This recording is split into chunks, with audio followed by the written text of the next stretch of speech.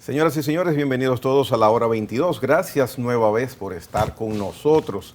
Como siempre, Abinader Fortunato y un servidor tienen el placer de recibir un invitado que verdaderamente estamos seguros conversará de una manera amena e interesante, sobre todo para todos ustedes que están viéndonos en este momento. Se trata del licenciado Inocencio García. El licenciado Inocencio García ha tenido varios cargos en el Estado. Puedo mencionar entre ellos viceministro de Economía y Hacienda y también viceministro de Relaciones Exteriores de la República Dominicana. Vamos a empezar hablando, luego de darle las gracias, licenciado García, por su presencia acá, sobre economía. El mundo, República Dominicana, vive una etapa inesperada. Tenemos una situación de que hemos sido afectados por una pandemia de salud.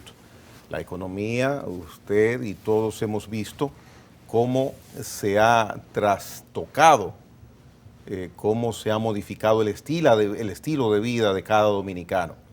En una situación como esta, ¿qué es lo idóneo, lo prudente, lo primero que debe hacer un gobierno para tratar de que la situación económica, en ese aspecto, no se le vaya de las manos? Bueno, pues lo primero es darle a ustedes las gracias por la invitación en este programa tan importante, porque también lo veo de noche, ¿no? A esta hora de la noche, de 10 a 11 de la noche. Así que muchas gracias por la invitación, pero pasando, don Gregory, a su pregunta.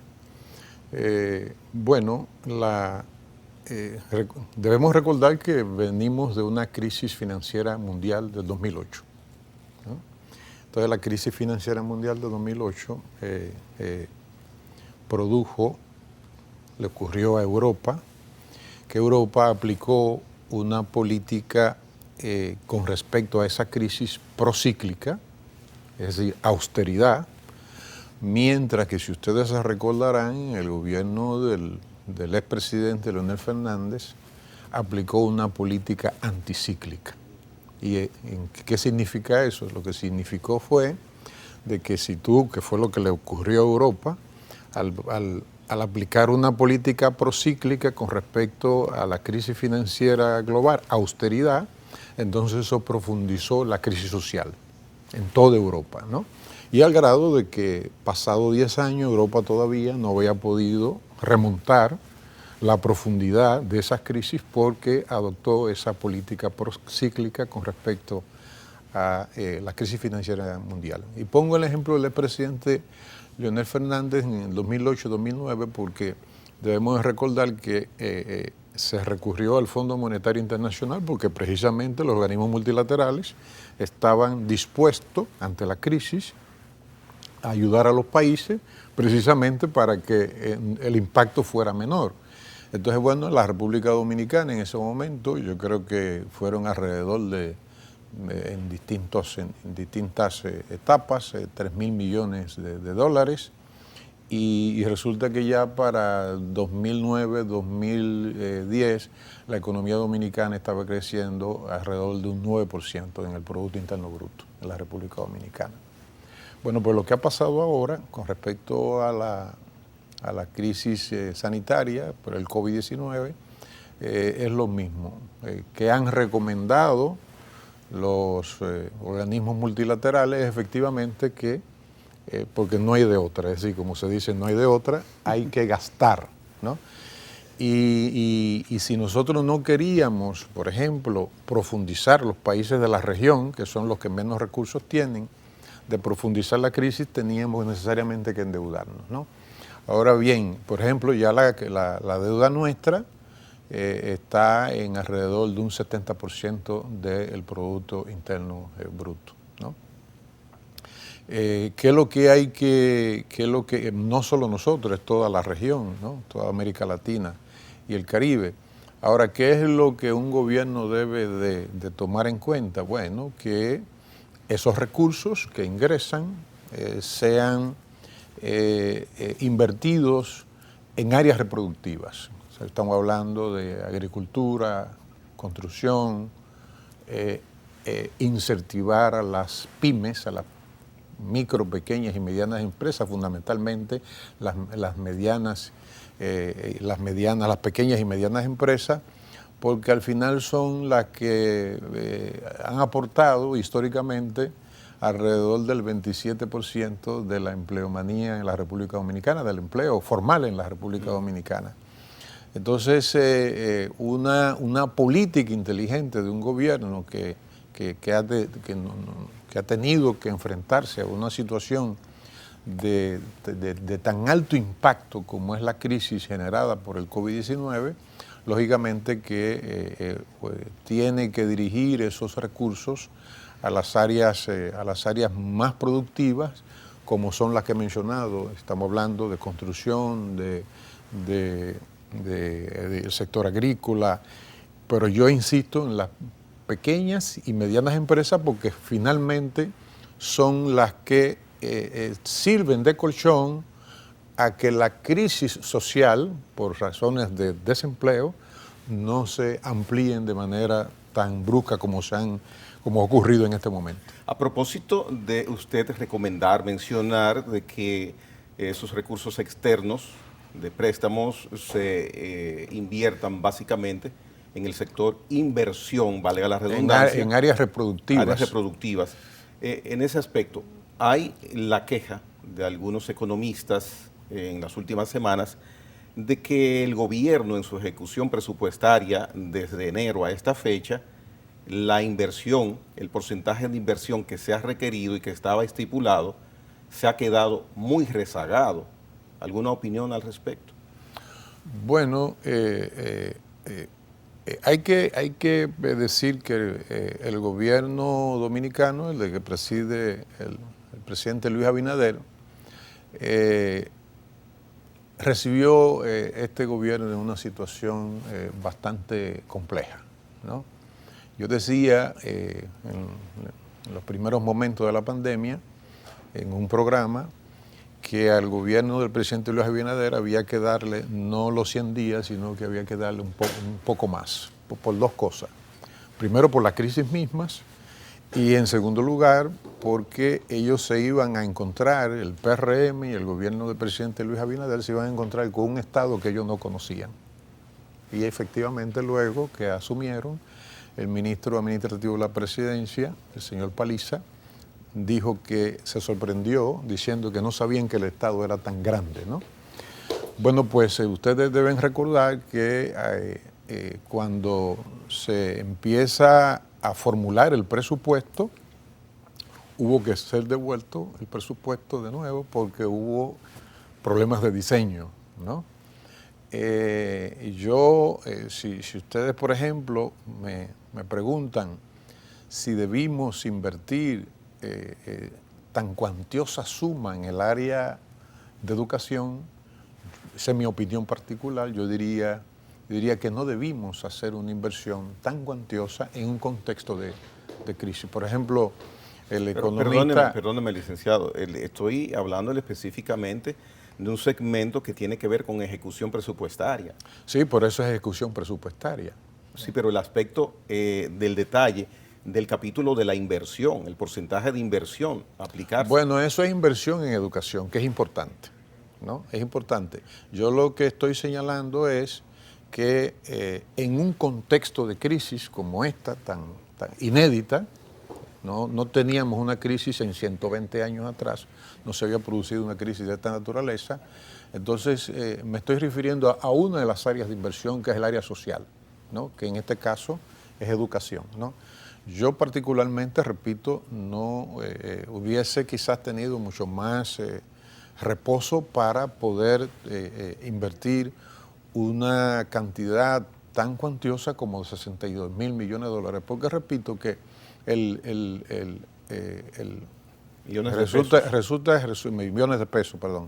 resulta que el economista Iván N.G. Cortiña en uno de sus artículos señalaba que el gobierno debía hacer en la formulación presupuestaria, debió trasladar alrededor de 40.000 millones al sector salud, ¿no?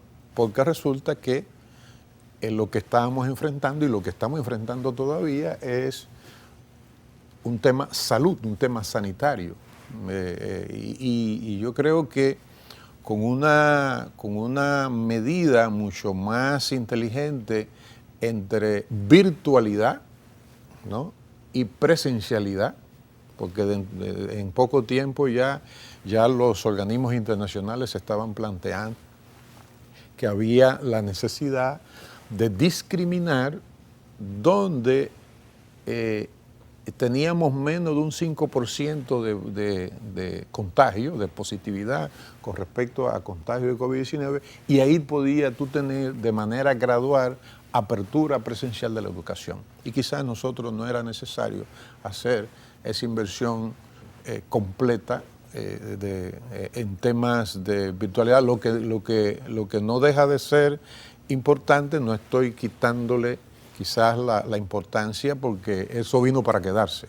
Es decir, la virtualidad no solo en la educación, sino en teletrabajo, en telemedicina, eso ya vino para quedarse, pero yo me refiero en un contexto de crisis como esta, en un país que no dispone, en ese momento no disponía ni dispone de los recursos cuantiosos para hacer frente, que distinto a los países desarrollados, que por ejemplo el gobierno de Estados Unidos acaba de aprobársele al presidente Biden 1.9 trillones de dólares, ¿no?, que no lo tiene la región ni lo tienen los países desarrollados, los países en vías de desarrollo.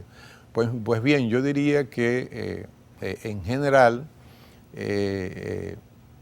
cuando usted se refiere a inversión, yo hubiese priorizado salud, educación, pero no con esos recursos tan cuantiosos, y me hubiese concentrado en pequeñas y medianas empresas, precisamente para que, repito, para que el impacto en materia social, lo que tiene que ver con empleo formal, no sufriese lo que ha sufrido el empleo formal en la República Dominicana. Licenciado García, quisiera escuchar su opinión sobre la evaluación que ha hecho en las últimas 2 semanas el gobernador del Banco Central, Valdés Alviso, que incluso proyecta un crecimiento, ha hablado de un crecimiento en el último trimestre en la República Dominicana y proyecta una salud mínima de la economía por los próximos meses también. Sí.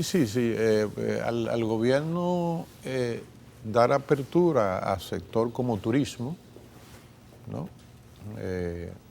Las zonas francas están creciendo, eso es lo que quiere decir que las exportaciones están creciendo. Lógicamente es esperable que haya un crecimiento, pero no al nivel que históricamente nosotros hemos estado acostumbrados. Él habla en el primer trimestre, me parece que de un 1%. Un 1%. Un 1%, ¿no? Lo que significa que no es un crecimiento negativo, sino que es un crecimiento positivo.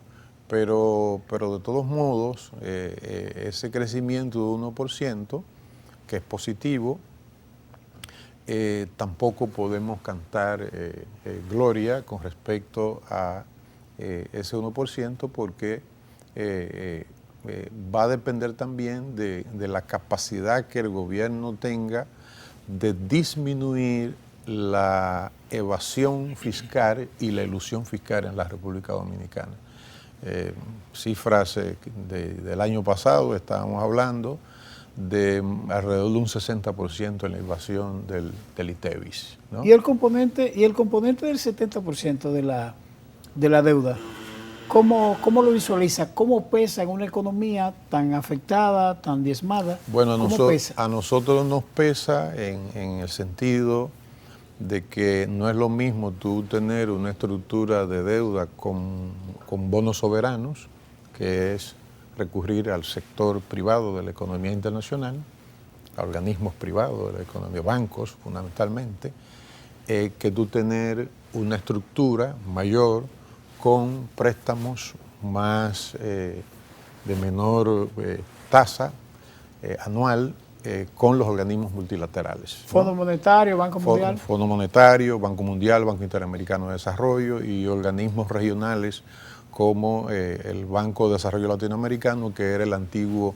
la antigua Corporación Andina de Fomento, que ahora es el Banco de Desarrollo Latinoamericano. Mire, y en estos momentos de una situación tan difícil económica como estamos, ¿por qué ahora que ustedes mencionan los organismos multilaterales, esos organismos financieros que son quienes tienen el dinero nuestro y el dinero de todo el mundo, ¿por qué con ellos no se renegocia la deuda externa?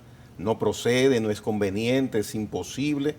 No oigo mencionar esa posibilidad. El problema, don Gregorio, es el siguiente. Eso se lograría, ningún país individualmente puede lograrlo. Eso se lograría si América Latina, que dicho sea de paso, tiene una situación muy compleja, en el sentido de que América Latina tiene muy poca incidencia en el plano de las relaciones internacionales. Cada vez fue bajando el impacto de América Latina en los organismos, en lo que tiene que ver con la geopolítica global, ¿no? Su rol cada vez ha sido más periférico, ¿no? Y se demuestra por el hecho de que tenemos hasta cierto punto casi natimuerto a CELAC, la Comunidad de Estados Latinoamericanos y Caribeños. UNASUR prácticamente está desaparecido, que jugó un papel importante en la crisis boliviana, pero además no solamente, y en la venezolana, pero no solamente eso, UNASUR también pudo, como organismo regional, pudo participar como observador en varias elecciones en la región, pero lo más importante es que desde UNASUR se pudieron resolver conflictos regionales sin tener que acudir a organismos como la ONU, ¿no? Y otros organismos internacionales.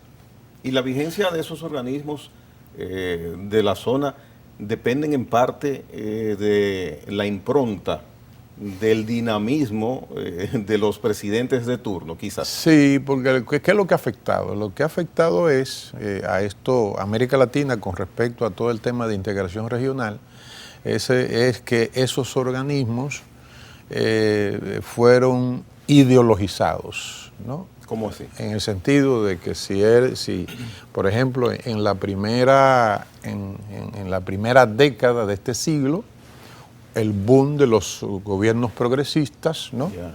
Y lógicamente que al asumir los gobiernos progresistas, entonces América Latina tuvo un mejor desempeño, ¿no? Lógicamente que a partir del 2013 ese desempeño económico empezó a bajar y entonces así mismo se fue reflejando en la capacidad de América Latina e incidir en la agenda internacional, ¿no?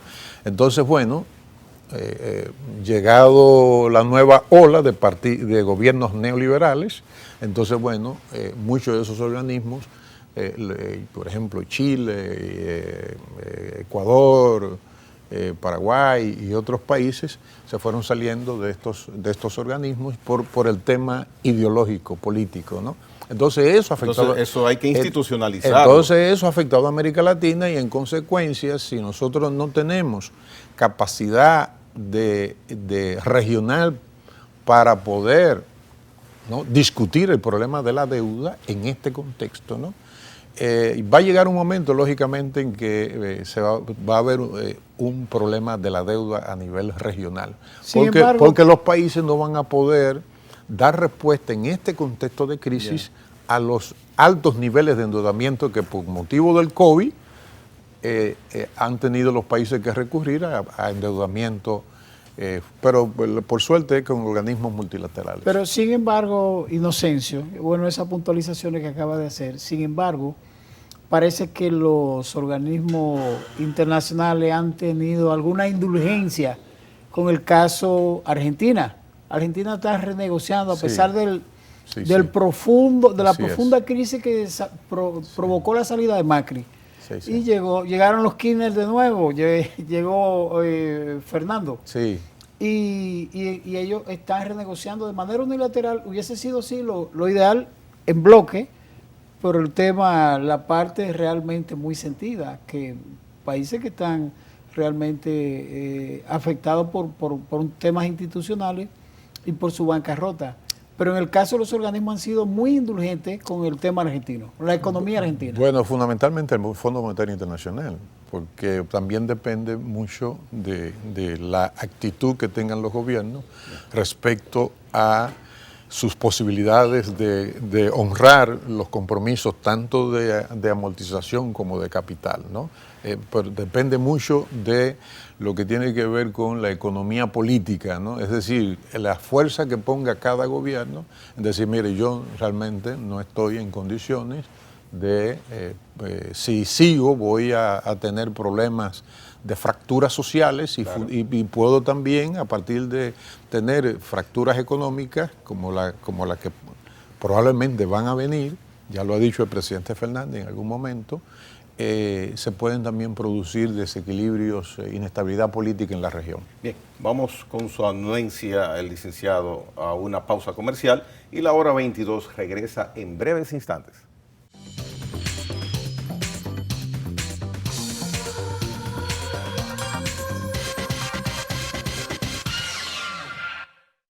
Bien, seguimos conversando con el licenciado Inocencio García de Economía. Luego nos cruzamos, como le decía en la pausa, al aspecto de relaciones exteriores de República Dominicana. De Economía, recuerdo que en los gobiernos de Balaguer era muy poco lo que se podía escuchar de déficit fiscal. Cuando salimos de los mandatos del expresidente, se ha puesto de moda y es pan nuestro de cada día el exagerado déficit fiscal que tiene la economía dominicana. ¿Por qué Balaguer manejaba esa situación sin mayores inconvenientes y después de ahí tenemos un gran problema? Bueno, quizás ahí influyen yo creo que varios factores, ¿no? Primero, la estructura demográfica nuestra no era la misma. ¿Tenemos el mismo tamaño? No, la estructura demográfica no era la misma, no teníamos el proceso de urbanización que tenemos ahora, la proporción. Eso es desarrollo, ¿no? Bueno, claro, pero lo que quiero decir es que ese es un factor que hay que tomar en cuenta para eso que usted señala. Yo voy a mencionar otros, pero por ejemplo, el hecho de que nosotros en estos últimos 50 años hayamos volteado la proporción de zona rural y zona urbana, eso es un factor. Lógicamente, porque no es lo mismo tú manejar una proporción de 70 o 60 o 50, zona urbana, zona rural, que un 80 como la tenemos ahora, ¿no? En materia de urbanización, es decir, zona urbana, zona rural. El otro factor, yo creo que también el tamaño del gobierno. El tamaño del gobierno, yo creo que ese es otro factor, por lo cual el doctor Joaquín Balaguer manejaba la situación. Además, la situación internacional también era distinta completamente. Amplía un poquito con lo del tamaño de gobierno. Bueno, que tú no tenías un gobierno, es decir, un Estado con estructuras, precisamente por el mismo hecho de que cambió la estructura demográfica. Esa estructura demográfica te demanda mayores servicios y servicios de calidad que no te demanda cuando tú tienes una mayor cantidad de población rural, ¿no? Eso es un elemento, eso es un factor. Pero entonces, ¿qué usted nos dice? ¿Que el gobierno debe ser más grande o más pequeño? No, el gobierno debe tener el tamaño que se requiere. Lo que ahora en este siglo, como lo escuché en octubre, en principio de octubre del 2019 en Uruguay, al viceministro de Economía y Finanzas de Uruguay, un evento de diálogo entre Europa y América Latina, decía él que ni Estado chico ni grande, sino inteligente. Pero ¿cuál es nuestra situación? Entonces, pero para seguir porque es importante eso que usted ha planteado, para completar lo del doctor Balaguer. Un tercer elemento era que el doctor Balaguer venía de una tradición, ¿no?, administrativa más austera, más frugal, y el doctor Balaguer no era partidario del endeudamiento externo, ¿no? Y todo el crecimiento que nosotros tuvimos en los primeros 12 años del doctor Balaguer y luego en el decimato, pero fundamentalmente los 12, fue con recursos internos.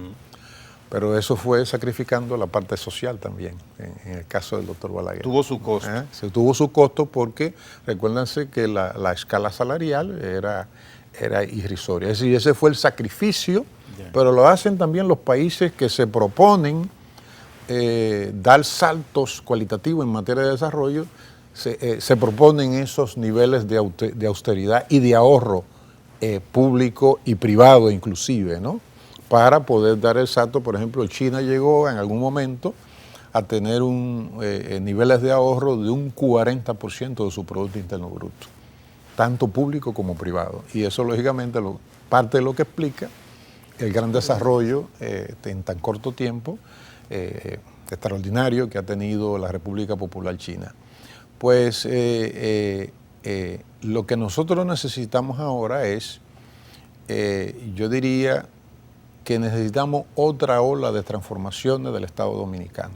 Yo viví la del presidente Fernández, ¿no? La reforma de las 14 leyes, que, siempre lo digo, asentaron el Estado Dominicano en otras bases institucionales. Pero si vamos a los resultados, la cosa salió mal.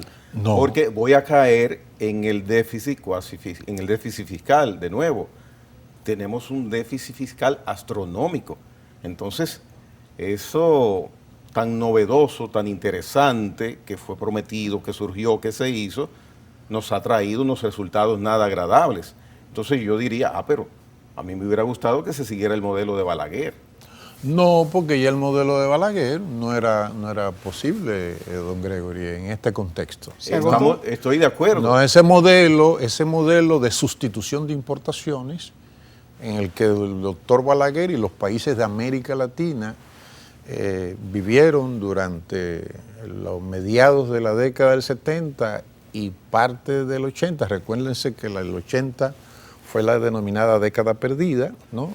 Es decir, hubo los denominados 30 gloriosos años que fueron desde 1950 al 70. A partir de ahí, entonces, ya vienen los problemas con la capacidad que tienen las crisis que se produjeron. Está la crisis del petrolera del 73. Lo que pasa, licenciado, disculpe, es que me voy al resultado y se lo repito, tengo ahora algo muy malo. No me funcionó lo que me trajeron. ¿Qué hacer? Esa reestructuración que usted menciona. No funcionó.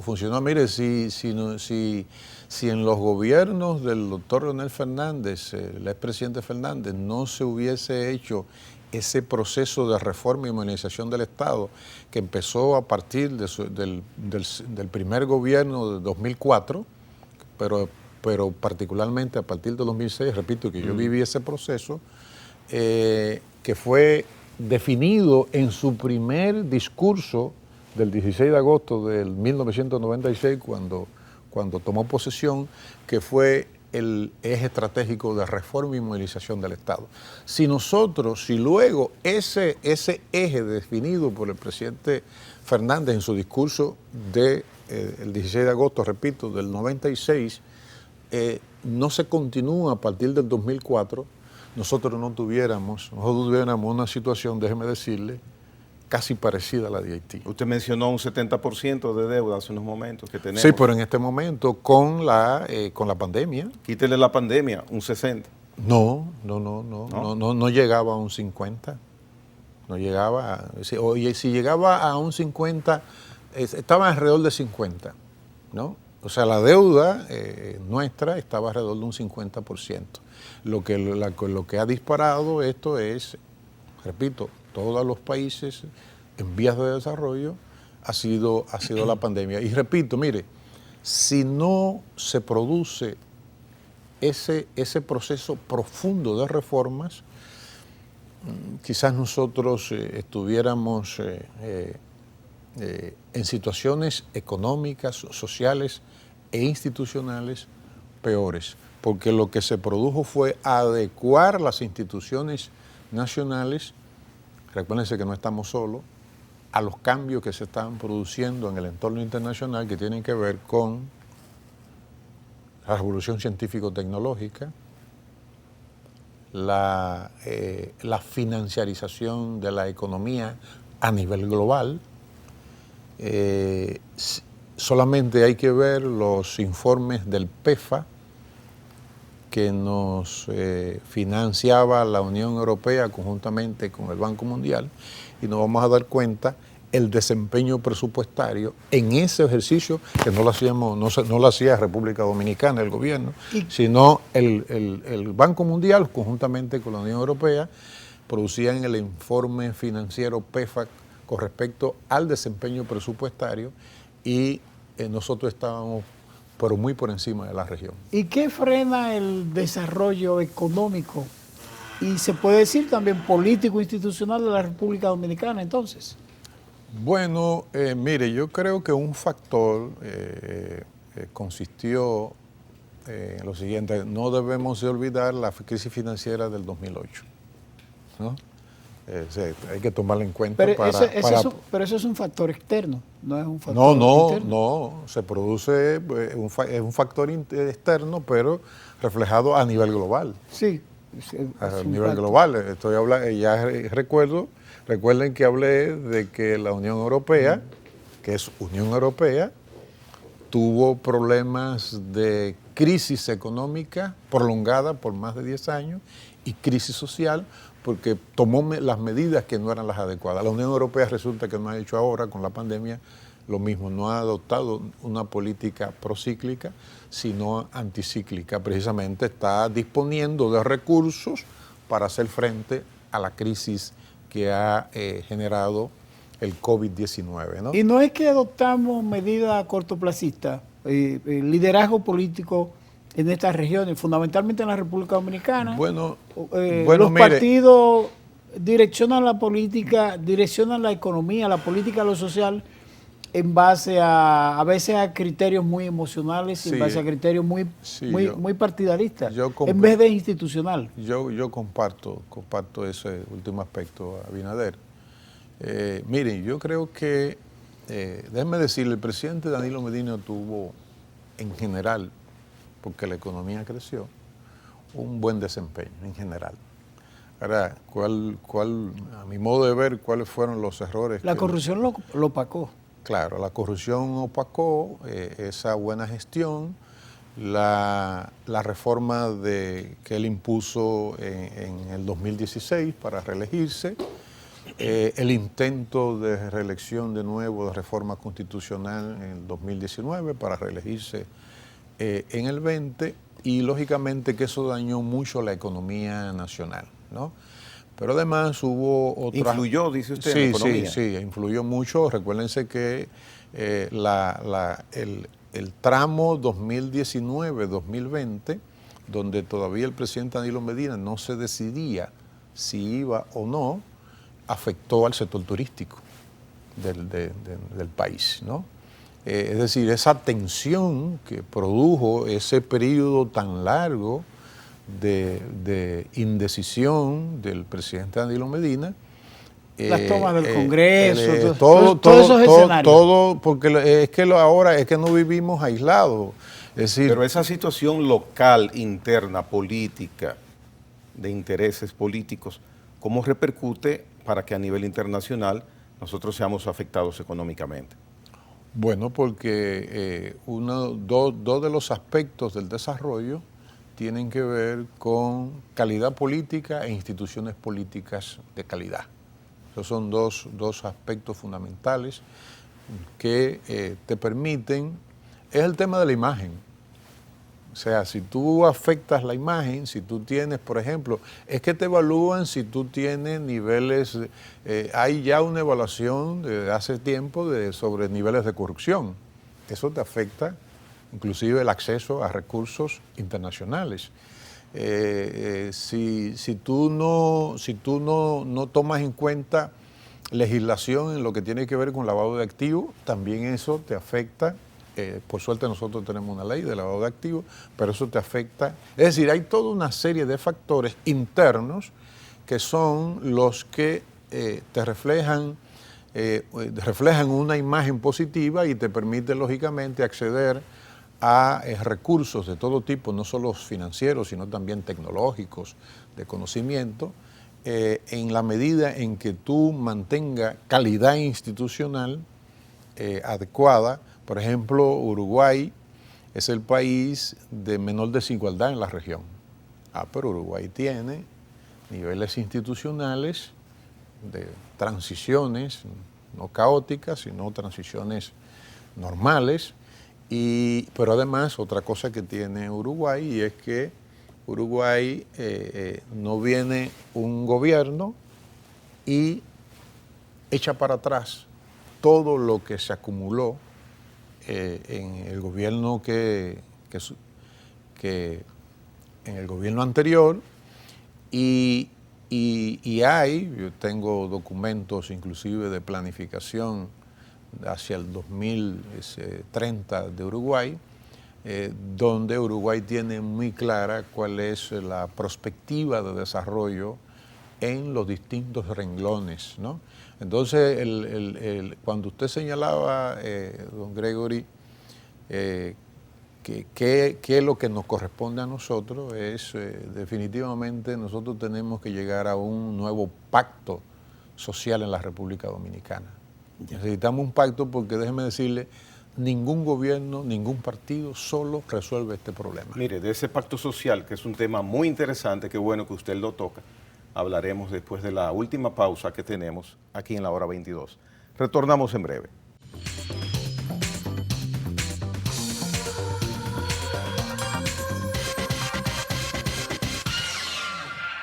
Muy bien, continuamos con el licenciado García. Estamos hablando de muchos temas. Él habló de pacto social. Dilucídonos eso. Bueno, mire, partiendo de algo que ya hemos dicho en las sesiones anteriores, esta crisis ningún país la resuelve sola, como lo ha dicho el expresidente Fernández. Yo también estoy convencido de que, porque tuvo una experiencia internacional importante a nivel de 4 continentes y de muchos países y organismos internacionales, y uno se da cuenta que el mundo no andaba bien. No andaba bien ni siquiera cuando estuve en la Organización para la Cooperación y Desarrollo Económico en París en 2 ocasiones, en enero y febrero del 2019, y uno se daba cuenta de que en el diálogo había más preguntas que respuestas, es decir, una perplejidad sobre cuál es la salida a la crisis. Eso fue antes del COVID-19, fue enero y febrero del 2019. Entonces, ¿qué implica esto para los países como el nuestro, países en vías de desarrollo? Esos problemas que son problemas globales, estructurales, que no tienen fácil salida, porque estamos hablando de que esa revolución científico-tecnológica de la que hablábamos, ¿no? Tú tienes que en términos técnicos hay una especie, estamos pasando a la producción inmaterial. En términos ambientales estamos pasando los límites en la capacidad de carga del planeta. Ya tenemos océanos de plástico en el Océano Índico y en el Océano Pacífico. Océanos de plástico, ya se le llama, ¿no? En lo que tiene que ver con la dimensión política, la financiarización mundial, es decir, estamos hablando de que pasamos de la producción dura, ¿no?, industrial, pasamos con esa imposición que puso el modelo neoliberal, pasamos a la financiarización de la economía a nivel mundial. Entonces son muchos problemas que los países, los estados tienen que enfrentar, y lógicamente que eso no lo puede hacer ni un partido político, no lo puede hacer el sector empresarial solo por su lado, sino que se requiere un verdadero pacto nacional. ¿Y nosotros como país estamos sintonizados en ese parámetro? Bueno, es que tenemos que sintonizarnos porque si no, no tendríamos salida. Nosotros tenemos el pacto fiscal, que nunca no se ha podido, y tenemos el pacto eléctrico que está en la ley 1.12 de la Estrategia Nacional de Desarrollo. No, pero el pacto fiscal se ha anunciado en República Dominicana durante mucho tiempo y durante quizás 15 o 20 veces, o sea que viene en camino. Bueno, he escuchado al presidente Luis Abinader decir que uno de los problemas más gruesos, más difíciles, precisamente será el pacto fiscal. Debió hacerse hace varios años y no se hizo. Bueno, porque se trata de que eso afecta intereses y para eso, repito, se requiere una fuerte voluntad de que, mire, si nosotros resolvemos con respecto a esto que se llama mucho el cambio de modelo, si nosotros resolvemos el problema de el barril sin fondo de la financiación al déficit del sector eléctrico, que vamos ya por más de 11.000 millones de dólares en más de 10 años, yo creo que más, ¿no? Estamos hablando de que nosotros destinábamos y estamos destinando más de 1.000 millones de dólares anuales para subsidiar al sector eléctrico. ¿Y si lo resolvemos? Usted se imagine el gobierno, el Estado, ahorrándose anualmente 1.400, 1.500 millones de dólares invertidos en salud, en educación, en infraestructura, en educación virtual. ¿Y ¿no? qué falta para que eso se produzca? Bueno, porque también hay un tema de preocupación. Aquí se hacen muchos pactos que son, la mayoría de veces casi son letras muertas.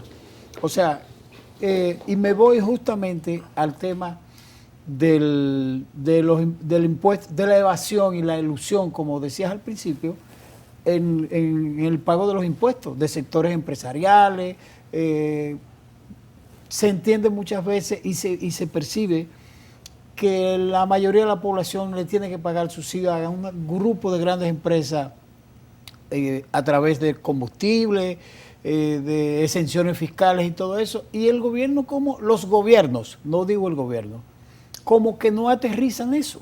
Mira, aquí tenemos, yo no sé si ustedes recuerdan un estudio publicado hace como 3 años por el Banco Mundial, donde el Banco Mundial señalaba que ya había que revisar lo que se denomina en economía el gasto tributario, que son las exenciones fiscales a sectores de la economía, básicamente de la industria, donde inclusive esos sectores tienen décadas recibiendo esas exenciones y tú no notas los resultados, ¿no? ¿Verdad? Bueno, pues el Banco Mundial estaba diciendo que había que revisar eso y eso había que eliminarlo. Bueno, pues el gasto tributario... El pueblo no nota los resultados, el beneficiario sí los nota. No, claro.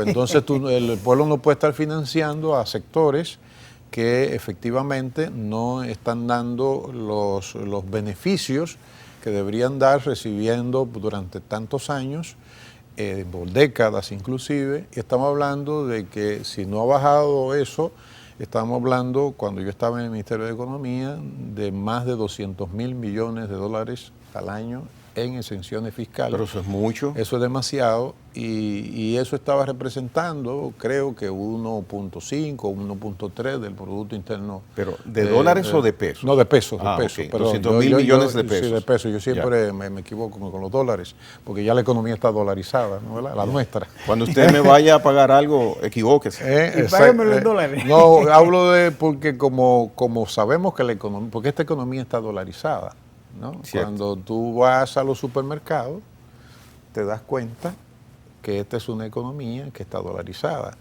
Ya cualquier, por ejemplo, casa, apartamento, vivienda, te lo están alquilando en dólares, ¿no? Bueno, pero en fin, el hecho es que si, regresando a lo del pacto social, si nosotros estamos obligados a hacerlo, porque a mi modo de ver el país no puede esperar hasta el 2024 con un nuevo gobierno para que se produzca ese pacto social y ahí deben participar, repito, todos los partidos políticos. Lo ha propuesto el presidente Fernández, inclusive en la campaña del 2020 lo propuso, inclusive antes de la pandemia y luego de la pandemia insistió, precisamente porque en definitiva, y yo estoy convencido de que ningún partido solo resuelve de manera satisfactoria los graves problemas estructurales que no solamente tiene República Dominicana, sino que se dan a nivel global. Mire, Abinader tiene un punto importante en lo que se refiere a relaciones exteriores de República Dominicana. No, quería escuchar su opinión muy cercana porque Inocencio ha estado vinculado con el tema de la cooperación regional, la integración regional y sobre todo con un tema que nos pesa demasiado, el tema haitiano. En medio de una crisis de pandemia, la situación de inestabilidad política y social en Haití y República Dominicana solidariamente cargando con una parte de todos los problemas existenciales de Haití. Bueno, mire, Abinader, ya usted ha mencionado un problema estructural. Ese es un problema estructural que, repito, cómo tú enfrentas el desfondamiento de un Estado en medio de una crisis internacional como esta, ¿no? Y cómo tú enfrentas las consecuencias de lo que yo puedo llamar una huida, porque esa es una población que está en huida. Tratando de sobrevivir. Tratando de sobrevivir, ¿no? ¿Verdad? Sin embargo, yo quiero referirme a algo. Ustedes ven esas manifestaciones que desde el 2018 a la fecha se están dando de manera masiva, porque también tenemos que poner esto en contexto. ¿Qué quiere decir eso? Lo que quiere decir es que Haití, la población haitiana, está demandando paz, está demandando que se respete el orden constitucional. Déjeme decirle, en esas manifestaciones no ha habido desorden.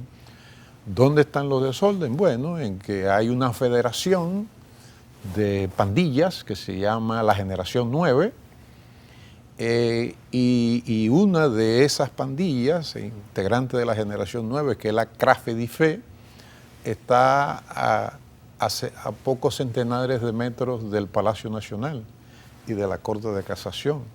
Y el barrio Bel Air, que está muy cerquita del Palacio Nacional, está controlado precisamente por la Federación de Pandillas y por esa en la misma capital, ¿no? Pero en lo que a nosotros nos toca, ¿no? Con respecto al pacto político, a la hora de la guerra, el pacto político y social, para poder enfrentar estos problemas estructurales, bueno, ya usted lo ha mencionado, repito, un problema estructural que no es coyuntural para la República Dominicana, es la crisis, el desfondamiento, porque yo inclusive temo que esta sea una crisis que casi de no retorno, que quiere decir que es una crisis de no solución. Y la comunidad internacional, de nuevo, está cometiendo errores con respecto a el enfoque que está adoptando, por ejemplo, en el caso de la OEA, que está adoptando con respecto al actual gobierno, que de manera definitiva ya es un gobierno de facto. Pero a la comunidad internacional le conviene cometer esos errores, en vez de enfrentar con hidalguía y decoro una situación que solamente lo ha hecho con ese estilo República Dominicana, en diferentes etapas. Sí. Mire, para terminar, licenciado Inocencio García, el gobierno dominicano en ese aspecto, la visualización y acción que tiene con referencia a la situación con Haití, ¿cómo evalúa usted brevemente esa postura en distintos ámbitos que ha tenido? Bueno, yo creo que el presidente Luis Abinader tiene una postura bien clara. No sé si esa misma postura desde el Ministerio de Relaciones Exteriores es la misma, ¿no? O sea, no sé si hay una buena lectura del presidente Luis Abinader como Pero jefe, como jefe de la política pero exterior. ¿se entiende que transmiten en el mismo canal Bueno, relaciones exteriores y el presidente? Bueno, eso es lo que debe ocurrir, pero quizás no creo que haya la suficiente interpretación del deseo del presidente. Por ejemplo, el asumir esos 9 puntos que se anunciaron en el Palacio Nacional en meses pasados, es no conocer precisamente la situación. ¿Cómo va a ser? Bueno, no conocer, sino no tomar en cuenta, precisando, no tomar en cuenta de que con Haití, cuando yo estaba como embajador de Asuntos Haitianos en la Cancillería, le dije a una representante brasileña de la OPS en ese momento que con Haití había que ir por partes y con eficacia. Con Haití tú no puedes asumir tantos compromisos porque Haití no está en condiciones de cumplir, no ahora, de hace muchos años, de cumplir compromisos internacionales y se complican más cuando es con República Dominicana. O sea, que usted piensa que ese pacto del presidente Abinader con su homólogo Jovenel Moïse se cumplirá en la parte nuestra, quizás.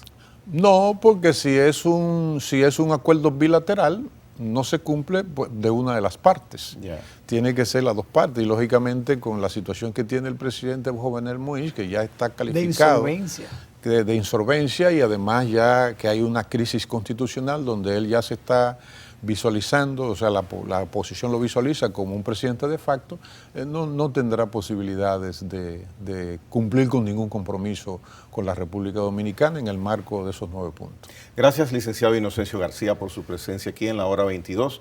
Para Abinader y para mí ha sido de gran satisfacción conversar estos 55 minutos de temas básicamente de economía. Al final tocamos la parte de relaciones exteriores. Qué pena no pudimos tener más tiempo para eso, pero le agradecemos sobremanera que nos haya instruido en los aspectos que tocamos en esta noche. Muchas gracias a ustedes. Bien, será hasta la próxima en la hora 22.